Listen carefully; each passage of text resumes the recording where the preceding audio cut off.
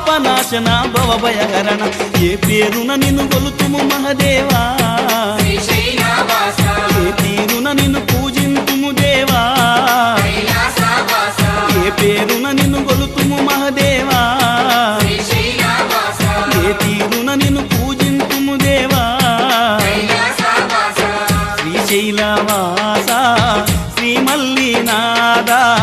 నీ దర్శన భాగ్యం ఈవయ్యా మా జ్యోతిర్లింగా